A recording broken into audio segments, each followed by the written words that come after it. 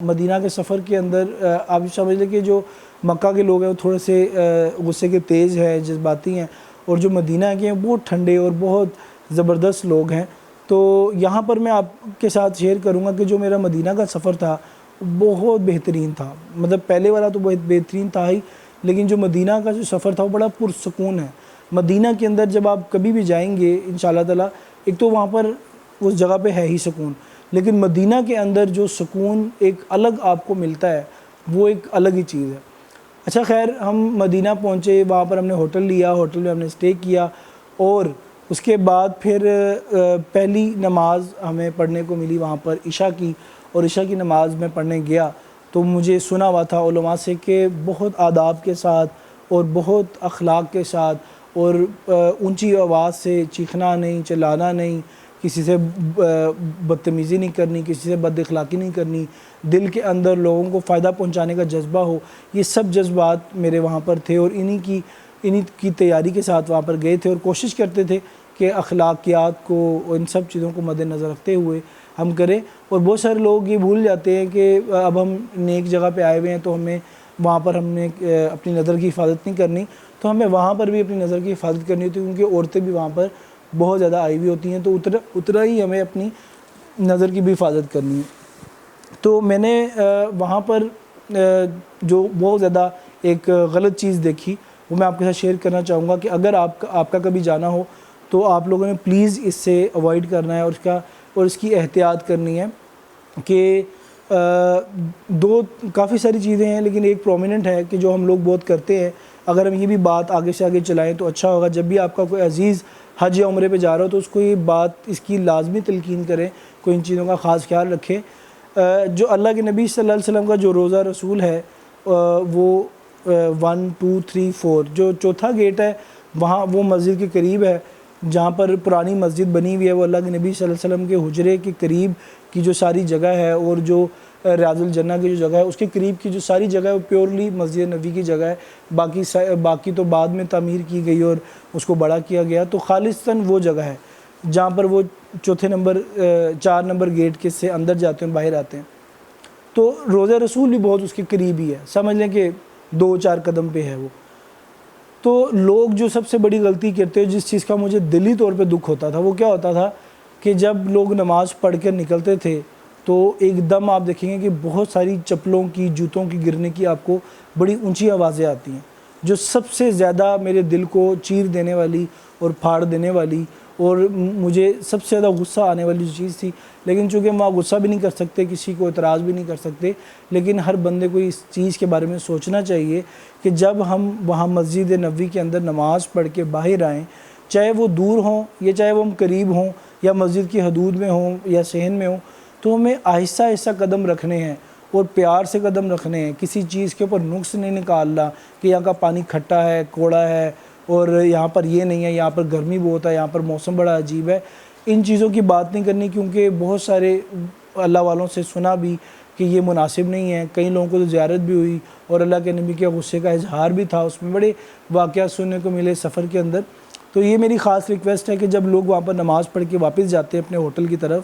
تو جوتیوں کو ایسے پھینکتے ہیں جیسے ہم اپنی عام مساجد کے اندر پھینکتے ہیں، اور ایک آواز آتی ہے۔ تو وہ بڑی ادب والی جگہ ہے، وہاں پر جتنا آپ نرم لہجے سے، اخلاقیات کے ساتھ اور ہلکے قدم کے ساتھ، ایون کہ آپ نے وہاں قدم بھی رکھ لیں تو وہ بھی آرام آرام سے اور آہستہ آہستہ، کہ آپ کے قدموں کی آواز بھی نہ ہو، کہ جو اللہ کے نبی صلی اللہ علیہ وسلم کی ذات سے، چونکہ یہ منسلک ہے جگہ، اور وہاں پر ہمیں ادب اس کا کرنا ہے، آداب کو سامنے رکھتے ہوئے ہم نے آہستہ قدم، اونچی آواز نہیں، اور بڑے اخلاقیات اور بڑی عاجزی کے ساتھ چلنا ہے، اور اب اس ساری چیزوں کو ہم نے ذہن میں رکھنا ہے کہ کیسے اللہ کے نبی یہاں چلتے تھے، اللہ کے نبی کے کہاں قدم پڑے ہوں گے، اللہ کے نبی نے کہاں سجدہ کیا ہوگا،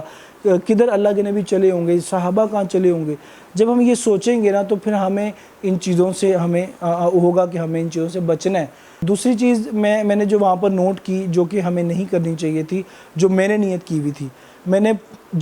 ہم تقریباً 6 سے 7 دن مدینہ میں رہے، تو اس کے آس پاس صحن کے اندر یا آس پاس میں تھوڑی بہت ویڈیوز بنا لیتا تھا، اور مسجد کے اندر تھوڑی دور والی سائڈ پہ میں نے 2-4 ویڈیوز بنائی ہوں گی، مختصر سی، نہیں تو لوگ پورا ایک گھنٹے کی ویڈیوز بناتے ہیں، پتہ نہیں کتنی ویڈیوز بناتے ہیں، پورے پروگرام وہاں پر جا کے کرتے ہیں۔ میرا ایسا کوئی نیت نہیں تھی، چند ایک آدھ اپنی میموریز کے لیے میں نے ویڈیوز بنا لی، لیکن میں نے یہ نیت کی ہوئی تھی اور اللہ سے وعدہ کیا ہوا تھا کہ اللہ جب بھی میں اللہ کے نبی صلی اللہ علیہ وسلم کے روزے پہ جاؤں گا تو میں روزے کے سامنے جا کے ویڈیوز اور تصویریں اور اس طرح کی ریکارڈنگ اور یہ سیلفیاں میں یہ بالکل بھی نہیں کروں گا، اور شاید ہو سکتا کہ میرے پاس یہی والا عمل ہو جو میرا ذریعہ نجات بنے اور اللہ کے نبی کو پسند آ جائے اور اللہ کو پسند آ جائے۔ تو میرے دل میں یہی تھا کہ میں اگر اللہ کے نبی صلی اللہ علیہ وسلم کو کوئی کچھ دے سکتا ہوں، سلام کے بعد ہم ان کو کچھ بھی نہیں دے سکتے، لیکن میں آداب تو وہاں پیش کر سکتا ہوں، میں اخلاقیات کو تو سامنے رکھ سکتا ہوں۔ تو میں نے ایک بھی ویڈیو روزہ رسول کے سامنے آتے ہوئے جاتے ہوئے اور ایسے کھڑے ہو کر ویسے کھڑے ہو کے ایک تصویر نہیں لی، اور میں نے اللہ سے مانگا کہ یا اللہ مجھے وہاں پر پورے آداب کے ساتھ جانے کی توفیق عطا فرما۔ وہ اللہ تعالیٰ نے مجھے دی بھی، اور کچھ ایسی میں نے دعائیں مانگی جو اللہ رب العزت نے میری آن سپورٹ قبول کی، اور میں حیران تھا کہ کیا اللہ کی مدد ہے، جس سے میرا یقین اور بڑھا۔ تو الحمدللہ روزہ رسول پہ میں جب بھی جاتا تھا بہت ادب سے،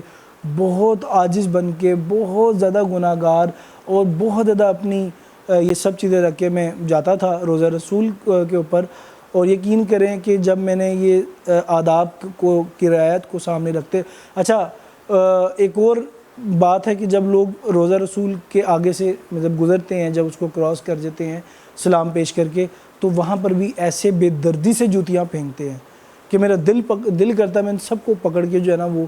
کہ ان کو سمجھاؤں کہ یار خدا کا خوف کرو، یہ روزہ رسول ہے، اللہ کے نبی آرام فرمائے اپنی قبر میں، اور ہمیں اس طرح کی حرکتیں نہیں کرنی چاہیے، جس سے میرا دلی طور پہ بہت دل دکھتا تھا۔ خاص کر کے وہ لوگ جو وہاں ویڈیوز بنا رہے ہوتے تھے، آپ یقین کریں کہ ایسے لوگ اندھا دھند ویڈیوز بنا رہے ہیں جس کا کوئی مقصد نہیں ہے، لائیو لیا ہوا ہے اس کو دکھا رہے ہیں۔ اس کے اوپر تو ایک کیفیت کا نام ہے، آپ نے دعائیں کرنی ہے، آپ نے سلام پیش کرنا ہے، آپ نے اپنی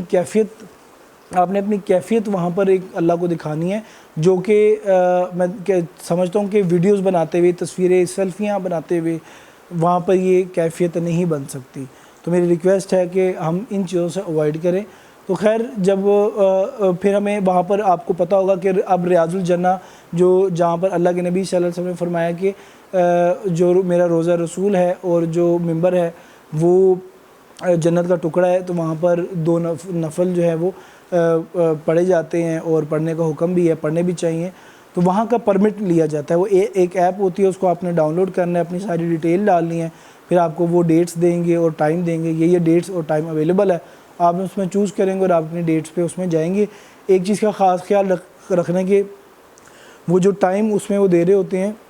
وہ ٹائم 24 آورس کے حساب سے ہوتا ہے، اور جیسے ہمارے یہاں پر 12 بجے کے بعد 1 2 3 4 نمبرنگ آتی ہے، وہاں پر ایسے نہیں آتی۔ تو آپ نے پوچھ لینا کہ یہ جو ٹائمنگ میں نے سلیکٹ کی ہے یہ کون سی ٹائمنگ بنتی ہے۔ سم ٹائم لوگوں کو پتہ نہیں ہوتا اور وہ لیٹ ہو جاتے ہیں اور ان کا وہ جو ہے نا وہ پرمٹ ضائع ہو جاتا ہے۔ تو اس میں خاص آپ نے خیال رکھنا ہے کہ وہ آپ نے ایپ ڈاؤن لوڈ کر کے پھر ریاض الجنہ جانا ہے۔ تو اللہ کا فضل ہے، وہاں بہت سارے لوگ مدینہ کے اندر ملے، پھر وہاں پر مختلف ریسٹورنٹس کا جائزہ بھی لیا، کھانا بھی کھایا اور لوگوں سے ملاقات بھی ہوئی، اور دعوت کا ماحول بھی بنا وہاں پر مسجد نبوی کے اندر۔ وہاں پر کچھ لوگ ملے، ان کو دعوت دی، ان سے بات کی، مجھے بڑے پرانے اپنے دوست بھی وہاں پر ملے، اور کچھ عرب دوست تھے، کچھ پاکستانی دوست تھے جو وہاں کام کرتے تھے، ان سے بھی ملاقاتیں ہوئیں۔ لیکن بیچ میں بہت زیادہ بیمار ہو گیا آخری عمرے کے دوران۔